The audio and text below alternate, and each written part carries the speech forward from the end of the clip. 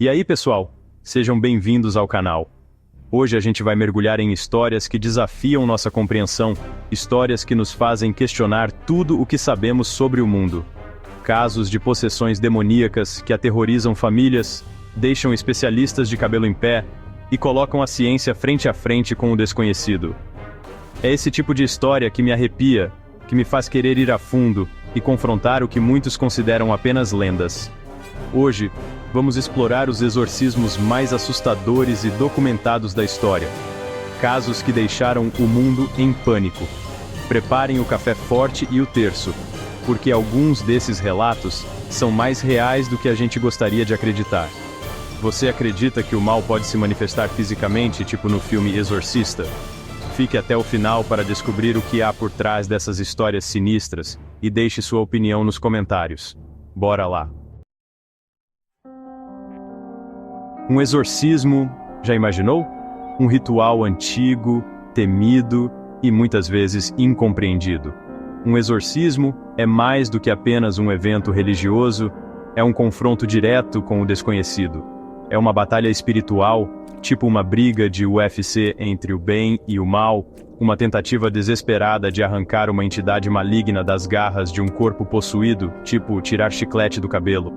Imagine a tensão, a luta, a resistência. Imaginem, se puderem, a energia pesada que toma conta do ambiente enquanto orações antigas ecoam pelas paredes, mais assustador que filme de terror nacional. O ambiente fica carregado, quase palpável. Incenso queimando, crucifixos erguidos, o ar denso de medo e fé, tipo o jogo do Brasil na final da Copa. Cada movimento, cada palavra, é carregada de significado e intenção. Um padre, armado com a autoridade da igreja e fé para dar e vender, se coloca entre o possuído e o demônio. Ele é o escudo, a última linha de defesa. Mas o que rola de verdade durante um exorcismo? Quais são os passos, os rituais, as palavras ditas? A Igreja Católica, tipo a dona da receita secreta, possui regras rígidas para esses rituais. Cada detalhe é meticulosamente seguido. Sacerdotes treinados, tipo agentes secretos do Vaticano, homens com fé inabalável, tipo o padre Marcelo Rossi, são os únicos autorizados a enfrentar as forças do mal. Eles passam por um treinamento rigoroso. Mas e quando o mal que eles enfrentam é mais forte que cachaça mineira? O que acontece quando a força do mal é quase insuportável? E se as entidades que eles tentam expulsar forem mais antigas que a sua avó, mais poderosas do que a gente imagina? O que acontece quando o desconhecido se torna uma ameaça real e presente? Lá na Alemanha, em 1976, uma jovem chamada Anneliese Michel virou notícia em um dos casos de possessão demoníaca mais perturbadores da história. A história dela não só chocou a Alemanha, mas também o mundo inteiro, levantando questões sobre fé, ciência e a natureza do mal. Imaginem só, uma menina normal, levando uma vida tranquila, até que, bum, o mal se manifesta. De repente, a vida pacata de Anneliese virou um pesadelo, algo que ninguém poderia prever. Começou com tiques, tipo aqueles tremeliques depois de tomar muito café, e virou algo sinistro, tipo o filme do Zé do Caixão. Esses sintomas iniciais eram apenas o começo de uma jornada aterrorizante.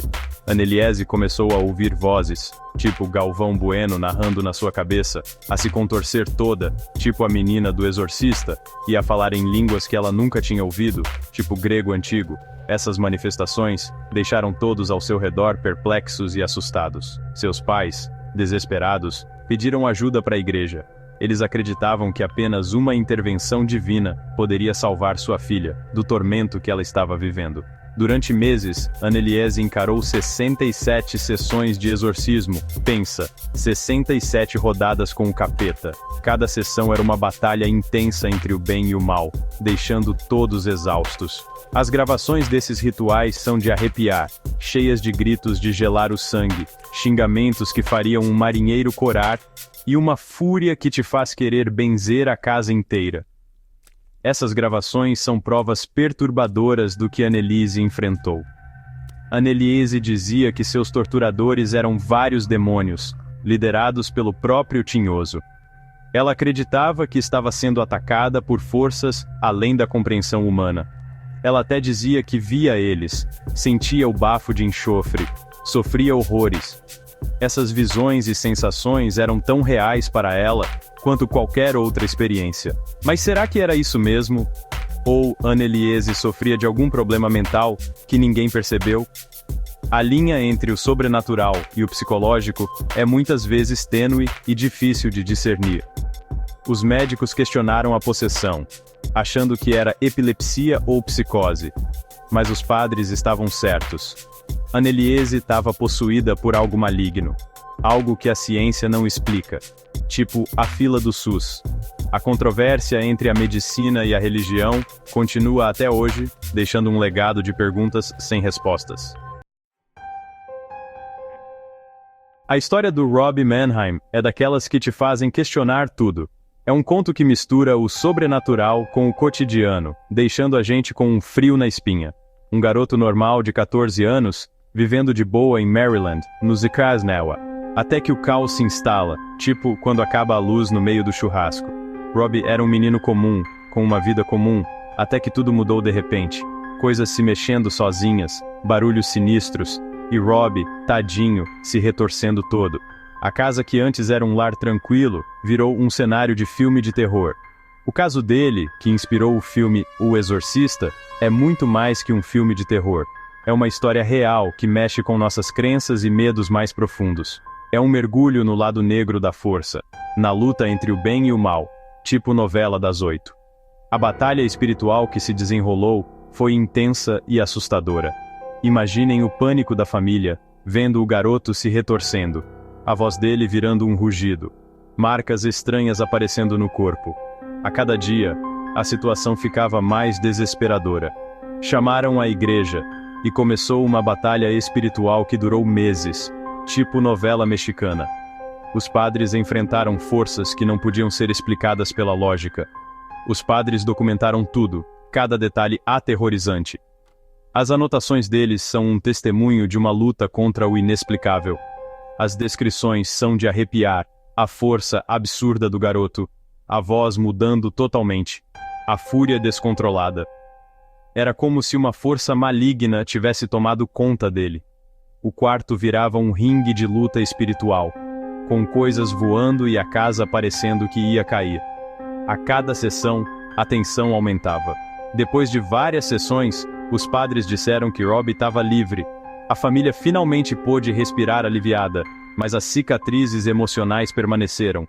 Mas a pergunta que não quer calar: o que aconteceu de verdade com o Robbie? Será que ele realmente se livrou de tudo? Foi possessão? Ou só um baita ataque de histeria? A ciência e a religião continuam debatendo o caso até hoje. As respostas, assim como o mundo espiritual, são um mistério. E talvez algumas perguntas nunca sejam respondidas. Lá na África do Sul, em 1906, Clara Germana Celi, uma jovem de 16 anos, virou o centro das atenções. Imaginem, de repente, a menina começa a falar línguas que nunca viu na vida, o corpo se contorcendo em posições bizarras, uma força descomunal. Testemunhas, padres e médicos ficaram de queixo caído. Clara levitava durante os exorcismos, parecia que estava dançando frevo no ar. Os gritos dela eram guturais, coisa de outro mundo, como se tivesse um monte de gente presa dentro dela, tipo ônibus lotado. A história da Clara é um enigma, tipo cubo mágico. Uns dizem que era tudo fingimento, outros que era algum problema psicológico. Mas para quem acredita no poder do mal, o caso dela é um lembrete de que tem coisas nesse mundo que a gente não entende, tipo física quântica. O que aconteceu com Clara Germana Celi? Possessão ou histeria? Fica o mistério. Desde sempre, a gente se depara com coisas inexplicáveis, tipo quando o controle remoto some, a possessão demoníaca, com suas raízes lá no fundo das nossas crenças, é um desses mistérios que não nos largam. A ciência, sempre buscando respostas, às vezes bate de frente com o sobrenatural, com o que não tem explicação. E é aí que está a questão. Dá para explicar tudo com lógica? Ou será que tem forças além da gente, energias que mexem com a gente, sem a gente perceber, tipo quando o celular toca bem na hora que você está pensando na pessoa? Os casos que vimos aqui, da Anneliese ao Robbie, mexem com a gente. Nos fazem encarar o desconhecido, olhar para o nosso próprio fim e questionar tudo. Enquanto uns procuram respostas na ciência, outros acham conforto na fé, na crença de que tem algo a mais. E você? O que acha? Possessão existe mesmo? Ou são só casos tristes de doenças mentais? A verdade, como sempre, deve estar no meio do caminho. Mas uma coisa é certa: o sobrenatural, o inexplicável, vai continuar mexendo com a gente, alimentando a nossa imaginação e lembrando que a gente nunca vai entender tudo nesse mundo. Deixa aí nos comentários o que você acha. Possessão ou ciência? E não esquece de curtir e se inscrever para mais histórias de arrepiar. A gente mergulhou no lado obscuro da força, viu casos que desafiam a razão e encaramos o desconhecido. Mas a busca por respostas não acaba aqui. Continuem explorando, questionando e, principalmente, encarando o medo do que a gente não conhece. Lembrem-se, o mundo espiritual é enorme, misterioso, e às vezes dá medo. Mas é nessa escuridão que a gente encontra as verdades mais profundas sobre nós mesmos. Até a próxima jornada no sobrenatural. Fiquem ligados, porque a qualquer hora a gente pode dar de cara com algo que mude tudo o que a gente sabe. Valeu!